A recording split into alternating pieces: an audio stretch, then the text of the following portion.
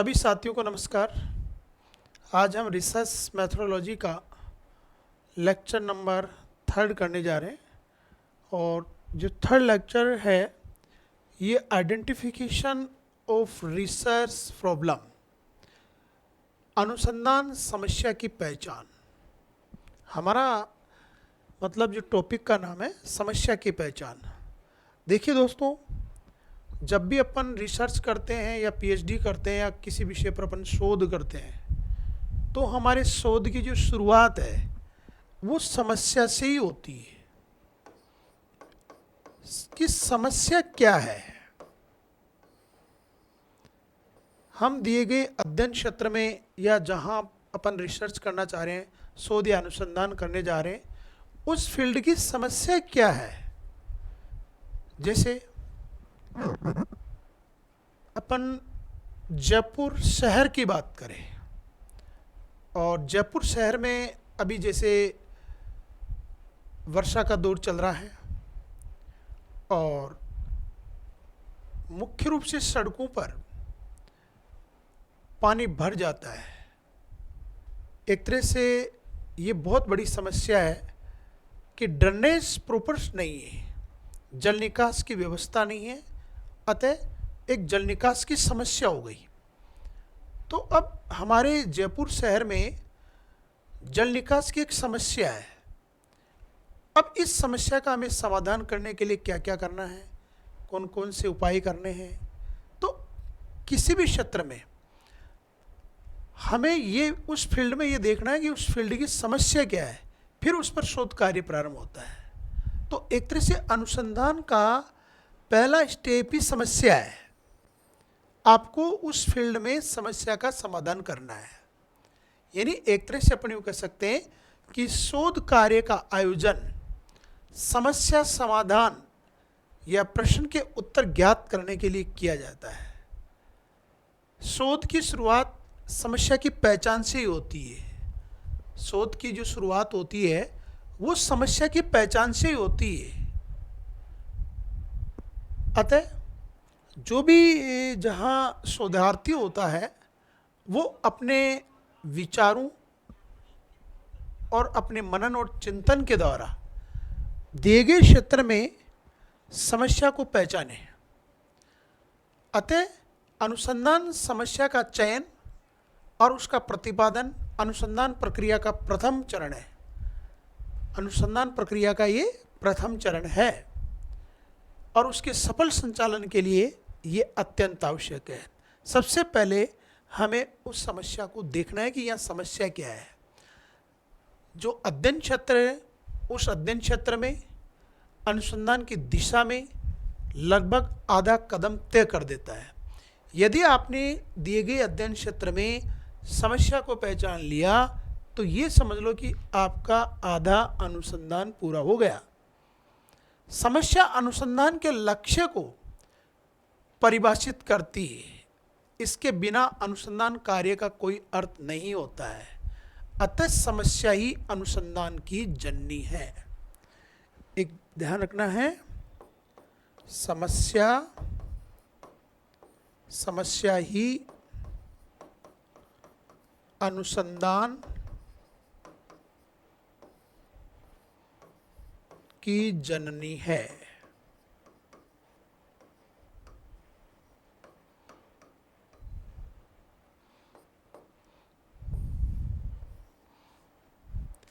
जैसे एक छोटा सा मैं उदाहरण बताऊं आपको।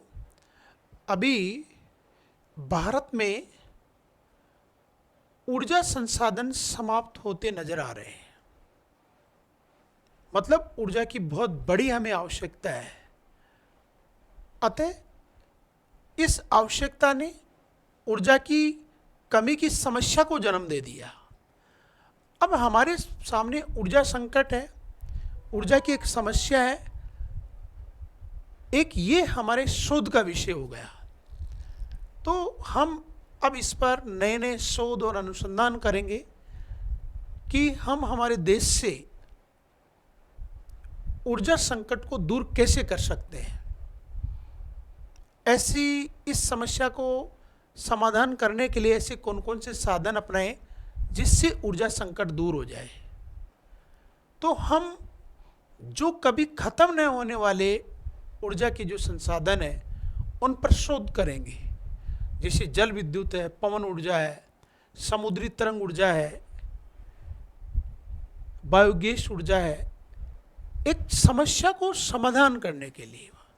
तो देखिए यहाँ हम जो बात करेंगे वो समस्या की गंभीरता को देखना है कि जो अध्ययन क्षेत्र है उसकी समस्या क्या है और उसमें उसका संभावित समाधान क्या हो सकता है। अभी अपन बात कर ही रहे हैं कि समस्या की गंभीरता, आवश्यकता की गहनता और साधनों की उपलब्धि के ऊपर निर्भर करती है कि आपके साधन कौन कौन से उपलब्ध है और उन साधनों की उपलब्धता के आधार पर आप समस्या को कैसे हल कर सकते हैं। दूसरी तरफ अभी बड़े बड़े नगरों की जो समस्याएं हैं, अधिवास की समस्या है, पर्यावरणीय समस्याएं हैं, परिवहन की समस्या है, जल की समस्या है, तो एक तरह से समस्या है। हमने ये आइडेंटिफिकेशन कर लिया, अब उसका हमें समाधान कैसे करना है। तो इसमें अपन यूँ कह सकते हैं कि जो समस्या है उसका समाधान के लिए क्या हो सकता है। इस संदर्भ में अनेक वैज्ञानिकों ने इसको परिभाषित भी किया है, जैसे टॉनसेंड वैज्ञानिक टॉनसेंड ने इसको यूं परिभाषित किया, समस्या समाधान के लिए प्रस्तावित प्रश्न है। समस्या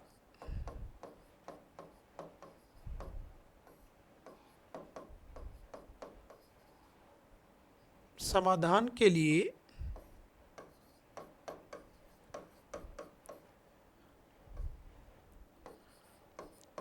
प्रस्तावित प्रश्न है। जैसे पश्चिमी राजस्थान की मरुस्थलीकरण की एक समस्या है, ये प्रस्तावित प्रश्न हो गया, ये समस्या है, अब उस पर अपन को शोध करना है और उसके निराकरण के उपाय देखने हैं। तो समस्या समाधान के लिए एक प्रस्तावित प्रश्न है, ये बात करते हैं टॉनसेंड। इसी प्रकार से अनेक वैज्ञानिक हैं। एक वैज्ञानिक है कोलिंगर,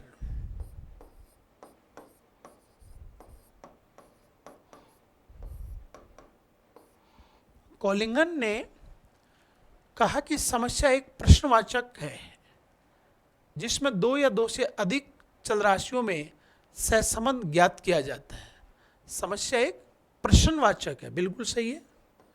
समस्या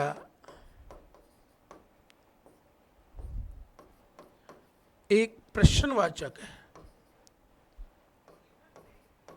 समस्या एक प्रश्नवाचक है। अपन कहेंगे बाढ़ की समस्या, सूखे की समस्या, प्राकृतिक आपदाओं से युक्त समस्या, मरुस्थलीकरण की समस्या, पर्यावरण की समस्या, यानी एक तरह से क्वेश्चन है। ये एक प्रश्नवाचक है जिसमें दो या दो से अधिक चलराशियों में सहसंबंध ज्ञात किया जाता है, जिसमें दो या दो से अधिक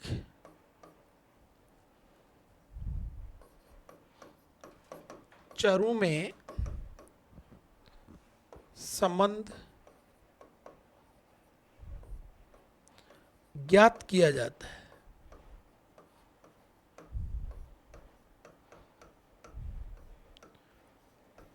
यानी जो उस अध्ययन क्षेत्र में जो आंकड़े दिए गए हैं उनको आपस में एनालिटिकल करते हैं कि इस समस्या का समाधान किस तरह से हो सकता है। तो एक तरह से वास्तव में शोध एक समस्या है और समस्या का निदान ही शोध है। समस्या का निदान ही क्या है? शोध है। स्पष्ट है कि किसी भी विषय या प्रकरण से संबंधित समस्या का अध्ययन करना ही क्या है? अनुसंधान है। तो इसमें अपन यूँ कहें कि ये जो अनुसंधान की अपन बात कर रहे हैं एक तरह से, जो कि एक बहुत बड़ी समस्या होती है कि आपने उस समस्या को पहचाना या नहीं पहचाना, और जिसके लिए सर्वोत्तम समाधान खोजने के लिए यानी उसका पता लगाने के लिए किसी दी गई परिस्थिति के संदर्भ में किसी उद्देश्य को किस प्रकार की कार्य विधि के द्वारा अपन बढ़िया तरीके से कर सकते हैं, इस बातों पर अपन यहाँ पर चर्चा करते हैं एक तरह से। तो अब हमें समस्या का पता है कि क्या है, तो अनुसंधान में समस्या की जो सोर्स है या स्रोत क्या क्या हो सकते हैं, अनुसंधान समस्या के स्रोत क्या हो सकते हैं, सोर्स ऑफ रिसर्च प्रॉब्लम। देखिए, अनुसंधान समस्या के कई सोर्स हैं। एक तो अनुसंधान विषय का निश्चय हम करें, संबंधित विषय का अध्ययन करें, और निर्देशक के प्रभाव की अपन बात करें। तो इसमें अपन एक एक की बात करें। देखिए, सभी के ऊपर बात करें। अनुसंधान विषय का निश्चय, डिटर्मिनेशन ऑफ रिसर्च, ये आपको ध्यान रखना पड़ेगा। संबंधित साहित्य का अध्ययन करना, शोध निदेशक की सूझबूझ व ज्ञान का प्रभाव, अनुसंधानकर्ता का स्वयं जागरूक होना चाहिए, अनुसंधानों से उद्भूत नवीन समस्याएं, वैज्ञानिक और तकनीकी प्रगति के फलस्वरूप उत्पन्न समस्याएं, शोध समस्या द्वारा नए सिद्धांतों का प्रतिपादन। इसमें अनुसंधान विषय का निश्चय, इसका मतलब यह है कि शोधार्थी को सबसे पहले अपनी रुचि के अनुसार इस बात को निश्चित करना होता है कि उसे किस विषय या प्रकरण पर अपना कार्य करना है। आपको राजस्थान के पर्टिकुलर मान लीजिए गंगानगर में वाटर लॉजिंग की प्रॉब्लम देखनी है, या आपको जैसलमेर में एक तरह से सूखे की समस्या के बारे में शोध करना है, या आप यूँ कह सकते हो कि दक्षिणी राजस्थान में जनजातियों पर शोध करना हो, तो आपको विषय को सिलेक्ट करना होगा, यानी किसी विषय या प्रकरण पर अपना शोध कार्य करना है। विषय के कथन और भाषा में स्पष्टता होनी चाहिए। ऐसा करने के लिए पूर्व में किए गए संबंधित विषयों के अध्ययन पर मनन किया जाना चाहिए, और विषय और समस्या में नवीनता और आकर्षण होना चाहिए। यानी जो पूर्व में अगर इस संदर्भ में कोई कार्य कर रखा हो, जैसे जयपुर ज़िले में अपन जयपुर शहर में बाढ़ की बात करें, तो इस बाढ़ के संदर्भ में अगर किसी भी शोधार्थी ने अगर शोध किया हो, तो उसको पहले से वो लिटरेचर को आपको पढ़ लेना चाहिए। तो उससे क्या होगा, थोड़ी सी आसानी रहेगी। दूसरा है संबंधित साहित्य का अध्ययन, जो अपन बात ही कर रहे हैं अभी कि समस्या के निर्धारण के लिए पश्चात आपने समस्या आइडेंटिफाई कर ली, अब हम उससे रिलेटेड जो भी लिटरेचर है उसका एक गहन अध्ययन करते हैं कि इसमें क्या क्या समाधान हो सकता है, या पूर्व में यहाँ पर किन किन बिंदुओं पर ध्यान रखा गया है, और अब और अच्छा क्या हो सकता है। कहने का मतलब हमें उस दिशा में अनुसंधान को आगे बढ़ाना होता है, या किन किन विधियों का उपयोग करना होगा, कौन सी नई विधि के द्वारा हम इस ज्ञान में और वृद्धि कर सकते हैं। तो ये सब कुछ हमारे को साहित्य को या लिटरेचर को पढ़ने के बाद ही पता चलेगा। नेक्स्ट इसमें देखिए, तीसरा है अनुसंधानकर्ता का स्वयं जागरूक होना। इससे पहले देखिए शोध निदेशक की सूझबूझ व ज्ञान का प्रभाव। कोई भी जो शोधार्थी होता है वो किसी न किसी गाइड के अधीन रह करके शोध कार्य करता है। तो इसमें कोशिश ये की जाती है कि जो भी गाइड आपका जो गाइड कर रहा है उनका जो एक्सपीरियंस है उनको भी इसमें काम में लेना चाहिए, क्योंकि उनको शोधार्थी से भी ज़्यादा उस संदर्भ में ध्यान होता है। चौथा देखिए, अनुसंधानकर्ता का स्वयं जागरूक होना। जो भी अनुसंधान करता है या जो शोधार्थी है, जो पीएचडी करना चाह रहा है या जो शोध करना चाह रहा है, वो उसको उस विषय के प्रति जिज्ञासा भी होना चाहिए और थोड़ा सजग भी होना चाहिए, तभी एक अच्छी तरह से उस समस्या को आइडेंटिफाई कर पाएगा और आसानी से उस पर पीएचडी बुक कर लेगा। तो कहने का मतलब यह है कि अनुसंधान समस्या पर किया गया शोध कार्य उसके लिए उपयोगी होगा या आने वाले लोगों के लिए वो उपयोगी हो सकता है। नेक्स्ट इसमें देखिए नंबर 5, अनुसंधान से उद्भूत नवीन समस्याएं, new problem rise from the research. इसमें अनुसंधान कार्य एक निरंतर चलने वाली प्रक्रिया है। मान लीजिए आपने बाढ़ पर कार्य कर लिया, हो सकता है कि आपके बाद कोई दूसरा शोधार्थी अनुसंधान कार्य करे। तो कहने का मतलब अनुसंधान कार्य एक निरंतर चलने वाली प्रक्रिया है और एक समस्या को हल करने के लिए अनुसंधान किया जाता है। जो भी समस्या है उसको हल करने के लिए अपन अनुसंधान करते हैं, शोध करते हैं, और इस अनुसंधान के दौरान नए प्रश्न और समस्याएं उपस्थित हो जाती है। ये नए प्रश्न व समस्याएं हमें पुनः नए अनुसंधान की ओर आकर्षित करता है। अभी वैज्ञानिकों ने एक तरह से अपन यूँ कहें कि कंप्यूटर का आविष्कार किया, तो अपन उस कंप्यूटर की मदद के द्वारा भी अपने जो अनुसंधान कार्य है उसको एक नई दिशा दे सकते हैं। नेक्स्ट है वैज्ञानिक तकनीकी प्रकृति के फलस्वरूप उत्पन्न समस्याएं। मुख्य रूप से इसमें वर्तमान में अनुसंधान कार्य के लिए नई नई तकनीकी और वैज्ञानिक सोच का विकास हो रहा है।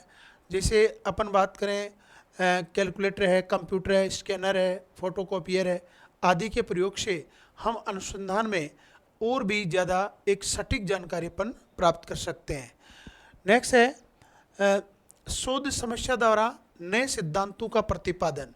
कर ये तो है ही कि हम कोई भी अनुसंधान जो करते हैं और पूर्व में प्रतिपादित जो सिद्धांत होते हैं उनका अपन रिव्यू करते हैं और उसके बाद नए सिद्धांत की रचना करते हैं। जैसे कि वलयाकार प्रवाल भित्ति की उत्पत्ति पर प्रत्येक विद्वानों ने अपने अपने अलग अलग विचार दिए और उनसे पूर्व में प्रतिपादित जो सिद्धांत थे उन्हीं के द्वारा हमने ये निष्कर्ष निकाला कि वास्तव में प्रवाल भित्तियों की उत्पत्ति कैसे हुई है। मुख्य रूप से ज्योग्राफी के अंतर्गत जैसे अपन अगर देखें कि डार्विन ने प्रवाल भित्ति की उत्पत्ति के संदर्भ में सबसे पहले अवतलन सिद्धांत का प्रतिपादन किया और उसमें ये वेरीफाई किया था डार्विन साहब ने कि जो स्थल है उसका अवतलन हुआ है, सबसिडेंस हुआ है और सागर तल स्थिर रहा है। लेकिन उसके बाद में जो वैज्ञानिक आए जिसमें मुख्य रूप से अपन जॉन मरे की बात करें, जॉन मरे कह रहे हैं कि नहीं, स्थलभागों में अवतलन नहीं हुआ बल्कि स्थलभाग स्थिर रहे और जो इनका प्रवाल भित्ति का जो विकास हुआ है वो स्थल पर ही हुआ है। फिर उसके बाद में डेली साहब आए, डेली ने हिमानी नियंत्रण सिद्धांत दिया। तो कहने का मतलब समय के साथ में जैसी जैसी प्रॉब्लम आई और उसके समस्याओं के समाधान के लिए नए नए सिद्धांत हमारे सामने आए हैं। तो यहाँ हमें सोच समस्या द्वारा नए सिद्धांत का प्रतिपादन होता है, ये अनुसंधान का ही परिणाम है। तो इसमें कभी कभी पेपर में पूछा जाता है कि अनुसंधान समस्या के सोर्स कौन कौन से हैं, तो ये दोस्तों ये 5-6 आपको याद रखनी है। नेक्स्ट, समस्या की विशेषताएं, जो प्रॉब्लम है उसकी क्या क्या विशेषताएं हो सकती है। देखिए जो भी एक तरह से जो अपने समस्या ली है उसमें क्या हो, जैसे मान लो अपने सूखे की समस्या की बात कर रहे हैं या बाढ़ की बात कर रहे हैं या मान लीजिए लू की बात कर रहे हैं, मरुस्थलीकरण की बात कर रहे हैं, पर्यावरण समस्या की बात कर रहे हैं या परिवहन की समस्या की बात कर रहे हैं, तो उसमें क्या उनकी क्या फीचर्स हो उसके बारे में। एक तो देखिए समस्या में नवीनता हो, जो भी आप समस्या की बात कर रहे हो उसमें नवीनता होनी चाहिए। ऐसा न हो कि समस्या पर अनुसंधान करते समय या पूरा करने के बाद उसे पता लगे कि समस्या पर पहले ही पर्याप्त कार्य हो चुका है, तो ऐसी समस्याओं को नहीं लेना है। समस्या वो हो कि वास्तव में वर्तमान में हो और उसका समाधान करने की भी जरूरत हो। समस्या पर पूर्व किए गए अध्ययनों का अवलोकन करने के बाद ही समस्या का चयन करना चाहिए ताकि नवीन समस्या के रूप में रहे। यानी समस्या एक नवीन होनी चाहिए, ये नहीं कि पुरानी जो पहले ही उस पर कई शोध कार्य हो चुके हैं और आप फिर उसी प्रॉब्लम को लेकर के शोध कार्य करें। दूसरी, समस्या की उपयोगिता हो कि उसकी उपयोगिता मीन्स उसका मानव जीवन में कोई महत्व है या नहीं है। समस्या का चयन करते समय उसकी महत्ता पर ध्यान रखना बहुत ज़रूरी है। हमारे अनुसंधान समस्या संबंधित जो भी आपके पास टॉपिक है वो नया ज्ञान देती है, वो आपके लिए एक तरह से उपयोगी होना चाहिए। तो अपन यूँ कह सकते हैं कि जो शोधार्थी और उसका अनुसरण कर सके और शोध को आधार प्रदान कर सके, मीन्स वर्तमान जो मानवीय जीवन है उसके लिए उसकी उपयोगिता होनी चाहिए। तीसरा है अनुसंधान में रुचि व योग्यता। अनुसंधान में रुचि व योग्यता, समस्या में अनुसंधानकर्ता की रुचि नहीं है या वो उस समस्या पर कार्य करने की योग्यता नहीं रखता है तो निश्चित तौर पर ऐसी समस्या का चयन करना बेकार होगा। तो सबसे पहले ये ध्यान दें कि जो भी शोधार्थी होता है, जो पीएचडी करना चाहता है, वो उस समस्या में रुचि रखता हो, इंटरेस्ट रखता हो, उसकी रुचि हो, तभी वो उस समस्या पर ढंग से कार्य कर पाएगा, अन्यथा वो नहीं कर पाएगा। नेक्स्ट देखिए, नंबर 4 है आवश्यक सामग्री और अन्य संसाधनों की उपलब्धता। रिसर्च करने के लिए अनेक संसाधनों की जरूरत पड़ती है, तो हमें जिस समस्या को अपन चयन कर रहे हैं उसके लिए हमारे पास आवश्यक संसाधन है या नहीं है। जैसे हमें जनसंख्या की आयु संरचना का अध्ययन करना है। आयु संरचना का मतलब है कि जो पुरुष और जो महिलाएं होती है अलग अलग आयु में, उनकी क्या एज ग्रुप है, उसका अध्ययन करना है। तो हमें उसके आंकड़े उपलब्ध है या नहीं है, हमारे पास आंकड़े उपलब्ध है या नहीं है, तो समस्या का शोध कार्य करना ही संभव नहीं हो पाता, बल्कि मुख्य रूप से जिस पर अपन काम करने जा रहे हैं उससे संबंधित हमारे पास सामग्री भी उपलब्ध होनी चाहिए। नेक्स्ट है समस्या की व्यवहारिक विशेषताएं। व्यवहारिक विशेषताओं का मतलब ये है कि समस्या ऐसी हो जो निर्धारित समय में पूरी हो जाए और धन का उतना ही प्रयोग हो जितना हमारी सीमा हो। मतलब ऐसा नहीं कि किसी आप बहुत बड़े क्षेत्र पर शोध कर रहे हो और शोध पूरा ही नहीं हो रहा हो, अनावश्यक समय और धन आपका खर्च हो रहा हो। तो एक तरह से इसका थोड़ा ध्यान रखेंगे कि उसमें हमारी सीमाओं के अनुसार जो धन लगे, और मानव श्रम का विशेष अपन ध्यान रखेंगे। ऐसा नहीं कि आप पे शोध के लिए कि 100 व्यक्तियों को लगा दिए, क्योंकि यहाँ शोध जो किया जा रहा है वो एक पर्टिकुलर एक व्यक्ति विशेष के द्वारा, एक समूह के द्वारा किया जा रहा है, एक मतलब व्यापक नहीं होना चाहिए। और इसका जो समस्या का जो एरिया वो भी व्यापक नहीं होना चाहिए, एक लिमिटेड होना चाहिए, तभी वो व्यवहारिक हो पाएगी, अन्यथा वो व्यवहारिक नहीं हो पाएगी। नेक्स्ट है सुयोग्य व सही निर्देशन की उपलब्धता। इसमें कि जिसके अंडर में अपन शोध कार्य कर रहे हैं, जो भी हमारा गाइड है या जो भी हमारा निर्देशक है, उनके अनुसार हमें इसको कार्य को करना है। कोई भी शोध बिना डायरेक्टर के, बिना निर्देशक के पूरा किया जाना अत्यंत कठिन होता है, क्योंकि जो हमारे निर्देशक हैं, जो हमें सुपरविजन कर रहे हैं, वही एक हमें सही दिशा दे सकते हैं। कोई गलती भी होती है तो वो हमें बता देंगे कि आप यहाँ गलती कर रहे हैं। तो सुयोग्य व सही निर्देशन की उपलब्धता हो, यानी जो अपन जो शोध कार्य कर रहे हैं जिनके मार्गदर्शन में, वो भी इसमें एक्सपर्ट होना चाहिए। नेक्स्ट है अनुसंधानकर्ता का अनुभवी और सृजनात्मक होना जरूरी है। जो भी शोधार्थी शोध कर रहा है उसको अनुभव होना चाहिए, और विचारों में मैं कहूँ कि एक तरह से सकारात्मकता होनी चाहिए, और विषय का पूरा थोड़ा नॉलेज होना चाहिए, तभी वो इस काम को कर पाएगा, अन्यथा वो नहीं कर पाएगा। तो एक तरह से इस समस्या का चुनाव करते समय हमें उपरोक्त सभी बातों का अपन को यहाँ पर ध्यान रखना है। एक है शोध का स्तर, कि अपन शोध किस लेवल पर करने जा रहे हैं। शोध के लिए समस्या का निर्धारण इस बात पर निर्भर करता है कि उसे किस स्तर की योग्यता प्राप्त करनी है। यहाँ स्तर से तात्पर्य जैसे MA, MPhil, PhD की डिग्री से है। स्तर की समस्या का चयन करना आवश्यक है, क्योंकि क्रियाशील शोध हो सकती है, या फिर एक शोध लेख प्रस्तुत करने तक सीमित है, या फिर प्रायोगिक परियोजना के रूप में हो सकती है। कि भाई यहाँ जो अपन शोध कर रहे हैं, MA के लिए कर रहे हैं, या MPhil के लिए कर रहे हैं, या PhD के लिए कर रहे हैं, लेवल क्या है, वो उन चीज़ों को आपको इसमें देखना होता है। तो देखिए दोस्तों, एक तरह से ये समस्या की विशेषताएं हैं। नेक्स्ट शोध समस्या के प्रकार। शोध समस्या के प्रकार, यहाँ अलग अलग समस्याओं के अपन प्रकारों की बात करेंगे कि भूगोल विषय में शोध समस्या के उनके रूप, विशेष सामग्री और अध्ययन के तरीके के आधार पर हमें ये अलग अलग प्रकार देखते हैं। एक अनुभविक समस्याएं, एम्पायरिकल प्रॉब्लम।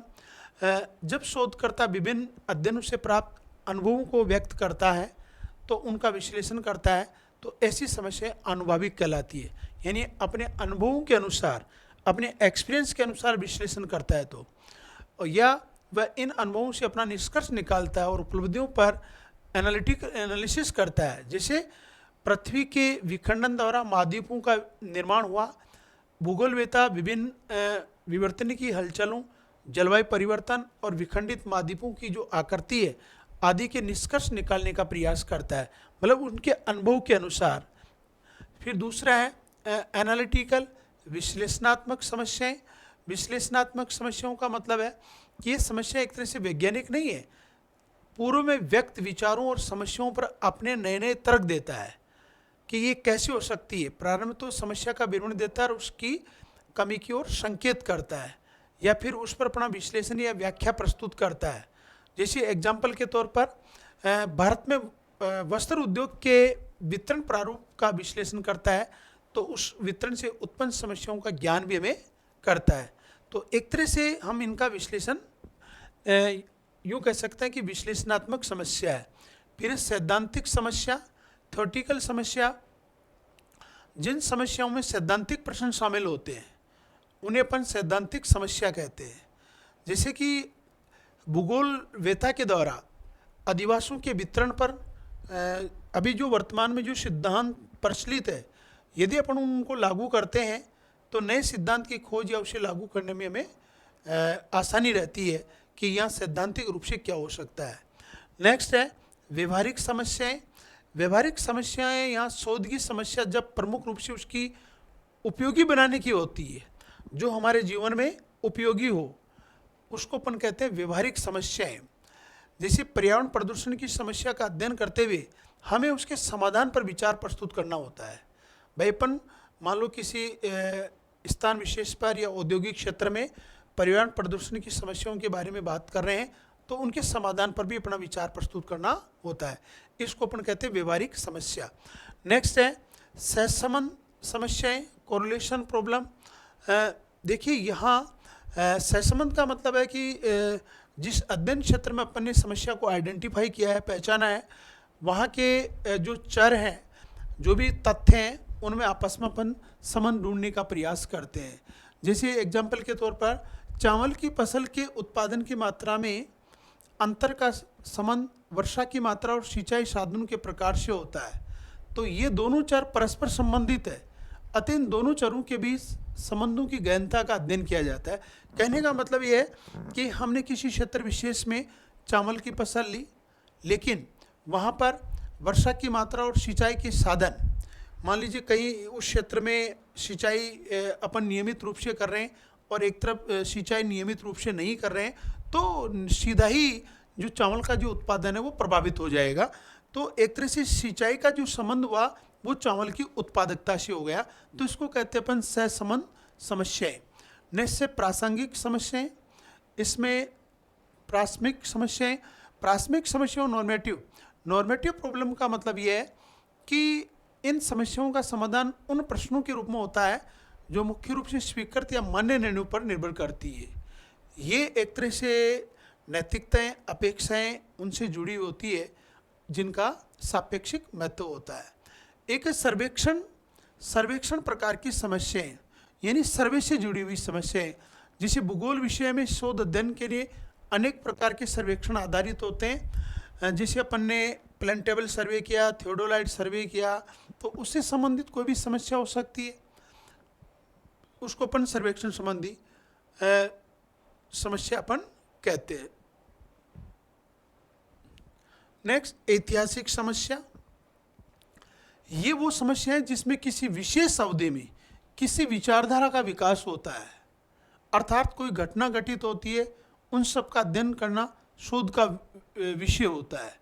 जैसे भारत में जनसंख्या वृद्धि की प्रवृत्तियों का अध्ययन गत वर्षों में होने वाले परिवर्तनों को जाने बिना अधूरा कहलाएगा। इस प्रकार हमें गत वर्षों के आंकड़े इकट्ठा करने पड़ेंगे और समस्या का वर्णन संभव हो पाएगा। यानी जो पहले घटित हो चुकी है उनके संदर्भ में वो ऐतिहासिक समस्याएं हो गई। दूसरी तरफ जैसे अपन यूँ कहें कि भारत की जैसे भारत की जो जनसंख्या है सन 1901 से लेके या 1911 से लेके 1921 तक जो जनसंख्या एक तरह से नकारात्मक हुई, वो क्यों हुई? अब उसके अपना आंकड़े एकत्रित करें, यानी फास्ट में जाकर के बात करें, तो वो क्या हो गई? ऐतिहासिक समस्या हो गई। नेक्स्ट है प्रायोगिक समस्याएं।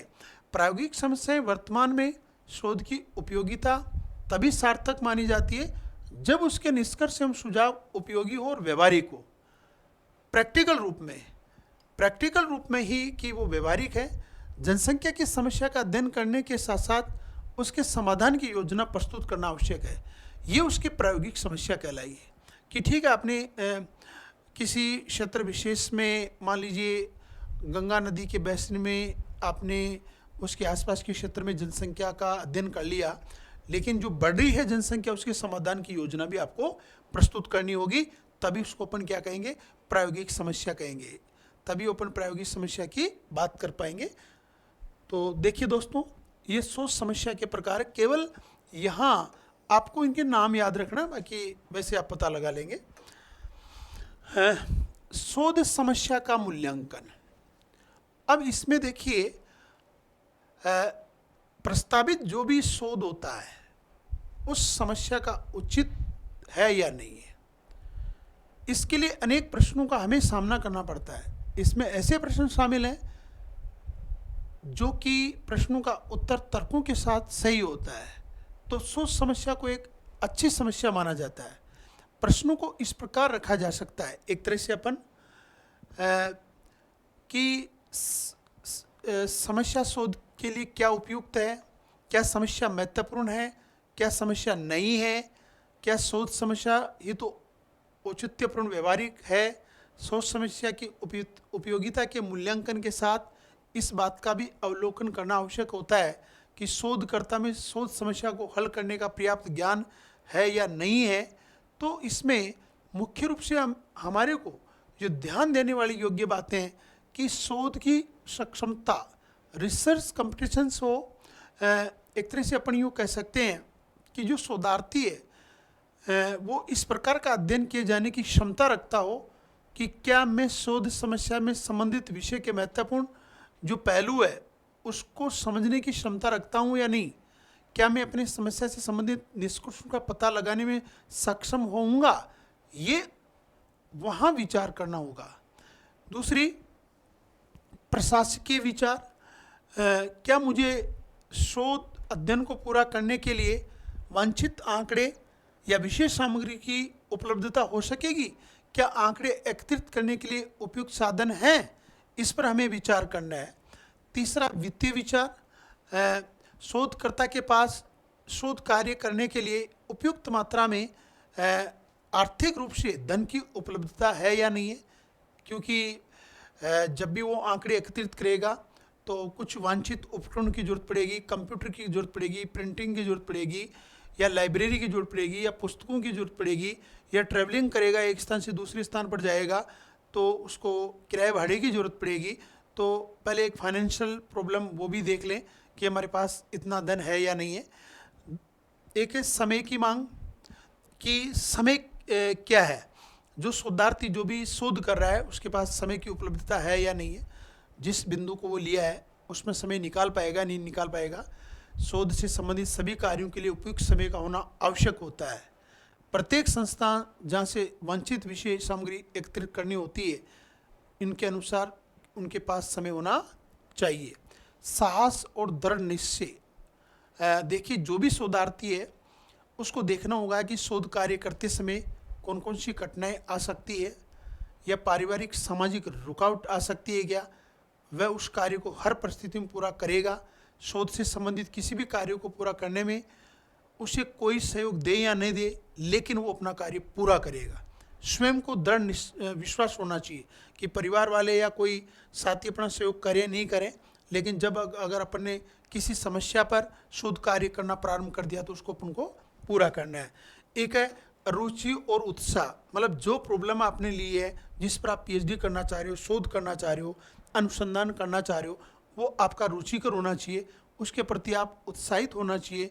इन सब का मूल्यांकन भी होना बहुत ज़रूरी है, तभी आप एक सही दिशा में मैं ये कहूँगा कि आप शोध कार्य कर पाएंगे, अन्यथा आप शोध कार्य पूरा नहीं कर पाएंगे।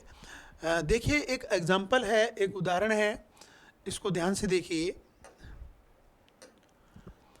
जापान में उत्पादकता भारत की तुलना में इतनी अधिक क्यों है? ये एक तरह से समस्या या शोध का आप ये देख लो कि बिंदु है। इस रूप में प्रश्न में कई अस्पष्टताएं हैं, जैसे कि किसी प्रश्न किस प्रकार की उत्पादकता का उल्लेख, मतलब कोई उत्पादकता का उल्लेख ही नहीं किया कि उत्पादकता चावल की है या ये गेहूं की है या उद्योगों की है, ये किसकी उत्पादकता है।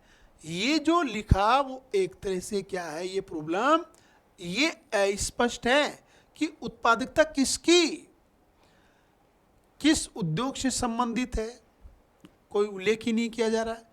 किस समय के साथ उत्पादकता के बारे में बात की जा रही है। ऐसी सभी अस्पष्टताओं को देखते हुए दिया गया वाक्यांश प्रश्न विश्लेषण के लिए उपयुक्त होने के लिए बहुत सामान्य है। इस समस्या के बारे में पुनर्विचार और चर्चाओं द्वारा अस्पष्टताओं को कम किया जा सकता है। नेक्स्ट देखिए लाइन, 1971 से 1980 के दशक के दौरान एक निर्धारित टाइम दे दिया यहाँ पर, भारत के विनिर्माण उद्योगों के सापेक्ष जापान के विनिर्माण उद्योग की उच्च श्रम उत्पादकता के लिए कौन कौन से कारक जिम्मेदार थे। ये एक तरह से ये समस्या, इसका समाधान करना। तो देखिए यहाँ एक तरह से लिमिट दे दी, एरिया दे दिया, सीमित दे दिया, और किसकी उत्पादकता, जापान के विनिर्माण उद्योग और भारत की बात कर रहा है।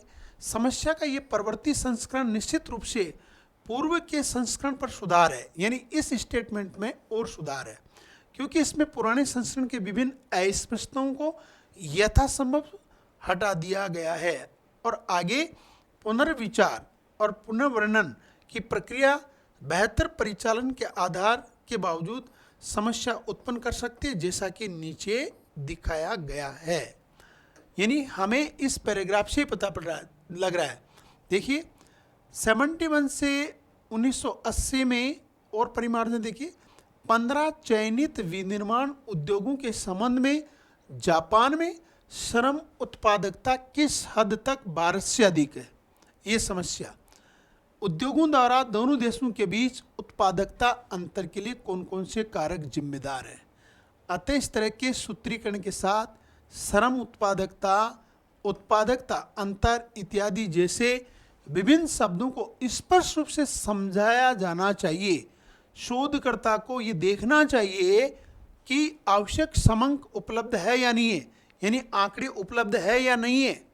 यदि किसी एक या अधिक उद्योगों के लिए चयनित समंक संबंधित समय अवधि के लिए उपलब्ध नहीं है, तो शोध हेतु चुना गया उद्योग अन्य उद्योगों द्वारा प्रतिस्थापित किया जाना चाहिए। समय अवधि की उपयोगिता की जांच की जानी चाहिए। इस प्रकार अनुसंधान समस्या को अंततः परिभाषित करने से एक शोधकर्ता द्वारा पहले सभी प्रासंगिक कारकों पर विचार किया जाना चाहिए। तो हम एक तरह से दोस्तों देखिए, अभी इस पैराग्राफ के माध्यम से, हम उदाहरण के माध्यम से देखिए 3 स्टेटमेंट थे। एक था जापान में उत्पादकता भारत की तुलना में इतनी अधिक क्यों है, तो ये स्पष्ट नहीं कि उत्पादकता की किसकी बात कर रहा है। तो यहाँ कहने का मतलब ये है कि आपका टाइटल क्लियर होना चाहिए, आपका जो प्रॉब्लम जो आपने आइडेंटिफाई कर रहे हो उसकी एक लिमिट होनी चाहिए, सीमा होना चाहिए कि आप किसकी बात करने जा रहे हो, तभी उस समस्या का आप समाधान निकाल पाएंगे, अन्यथा नहीं निकाल पाएंगे। तो निष्कर्ष रूप से अपन यूँ कह सकते हैं कि शोध समस्या को परिभाषित करने का कार्य एक तरह से अनुक्रमिक ढांचे का पालन करता है, एक सीक्वेंस में चलता है। समस्या सामान्य रूप से बताई जाती है, समस्या हल होती है, विचार और पुनर्विचार के परिणाम स्वरूप एक विशिष्ट समस्या का निर्माण होता है, और उपलब्ध जो आंकड़े होते हैं और संसाधनों के संदर्भ में उसका विश्लेषण सार्थक होता है। इस पूरी प्रक्रिया के परिणाम स्वरूप एक अच्छी तरह से परिभाषित शोध समस्या प्राप्त होती है, जो न केवल परिचालन की दृष्टि से सार्थक है, बल्कि परिकल्पना के विकास यानी हाइपोथेसिस के विकास और समस्या को हल करने के साधनों के लिए एक तरह से मार्ग प्रशस्त करती है। तो दोस्तों, हमने जो आज ये विस्तृत जो परिचर्चा की है, एक तरह से समस्या को लेकर के कि शोध रिसर्च मेथोडोलॉजी के अंतर्गत हमारा जो बिंदु है कि समस्या की पहचान के कौन कौन से स्टेप हो सकते हैं, एक तरह से जब भी शोधार्थी शोध करता है तो पहला बिंदु ही समस्या से ही शुरू होता है, तो इसलिए ये लिखा समस्या ही अनुसंधान की जननी है। अब मैं वहाँ कुछ ऑब्जेक्टिव क्वेश्चन जो संभावित ऑब्जेक्टिव हो सकते हैं या जो विभिन्न प्रतियोगी परीक्षाओं में कहीं ना कहीं आए हुए हैं इस चैप्टर से रिलेटेड, उन पर दोस्तों अपन डिस्कशन करने जाएंगे। तो आप सब छात्र देखिए, ये जो क्वेश्चन अभी आपके सामने देखिए, अनुसंधान समस्या का प्रमुख स्रोत नहीं है, ये प्रश्न आया हुआ है, कहीं ना कहीं किसी न किसी प्रतियोगी परीक्षा में आया हुआ है। तो अभी अपन जो बात कर रहे थे कि कौन कौन से सोर्स हैं उनको थोड़ा सा ध्यान में करके देखना है। जैसे निर्देश और ज्ञान का प्रवाह, शोध समस्या द्वारा नए सिद्धांत ये था, संबंधित साहित्य का अध्ययन ये भी था, अनुसंधान विषय को निश्चित न करना यही हो गया, ये सोर्स नहीं है। इसका आंसर करें डी। नेक्स्ट, निम्न में से शोध समस्या का प्रकार नहीं है। अभी अपन ने कई 7-8 प्रकार के प्रकार पढ़े थे, तो इसका मतलब केवल आपको नाम याद रखना है कि इनमें से कौन सा प्रकार नहीं है। अनुभविक समस्या है, सैद्धांतिक समस्या है, व्यवहारिक समस्या है, लेकिन प्रशासनिक समस्या नहीं है। सी, शोध समस्या का प्रकार नहीं है। नेक्स्ट, अनुसंधान की जननी है। देखिए अभी बात कर रहे थे अपन, प्रश्न, समस्या, आवश्यकता, प्रक्रिया। क्या रहा? समस्या। अनुसंधान की जननी कौन है? समस्या। पहला ही स्टेप चलता है, अनुसंधान की जननी समस्या। नेक्स्ट, जब शोधकर्ता विभिन्न अध्ययनों से प्राप्त अनुभवों को व्यक्त करता है, वह उनका विश्लेषण करता है, तब ऐसी समस्या क्या कहलाती है? अब ये अनुभवों की बात कर दिए, यहाँ से पकड़ लीजिए, अनुभवों को व्यक्त करता है यानी अनुभाविक समस्या। Answer C. नेक्स्ट, शोध समस्या के चयन में किसको दृष्टिगत नहीं रखा जाता? अभी अपन ने अलग अलग पूरे शोध समस्या के बारे में विभिन्न बिंदुओं पर दोस्तों परिचर्चा की है। शोध समस्या के चयन में किसको दृष्टिगत नहीं रखा जाता? रुचि होनी चाहिए, प्रासंगिकता होनी चाहिए, उसका मूल्यांकन होना चाहिए। अपने एथिक्स की बात नहीं की थी यहाँ पर, नैतिक मूल्य। आंसर 4, नैतिक। बाकी सबकी चर्चा अपन ने की थी। ये बहुत ही अच्छा प्रश्न है, कई बार बहुत इंपॉर्टेंट प्रश्न है, कई बार आता है। शोध के चरणों का सही क्रम, कि आप कहीं भी अनुसंधान या पीएचडी करने जा रहे हो तो पहला स्टेप क्या होता है? तो ये पहला स्टेप समस्या ही, एक तरह से समस्या का जो चयन है वो ही पहला स्टेप हो गया। फिर हाइपोथेसिस हो गई, यानी समस्या का चयन करें, ये पहला स्टेप। फिर हाइपोथेसिस,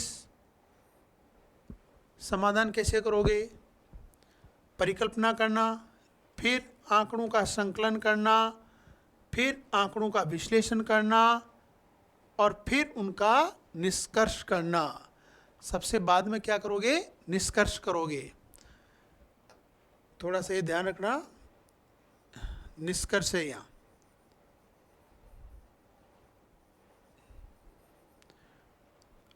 सभी बच्चे ध्यान देवें, शोध के जो स्टेप है, पहले समस्या का चयन करेंगे, फिर हाइपोथेसिस, फिर डाटा कलेक्शन करेंगे, फिर डाटा एनालिसिस करेंगे, फिर कंक्लूजन करेंगे, दिए गए इनके अनुसार। D answer.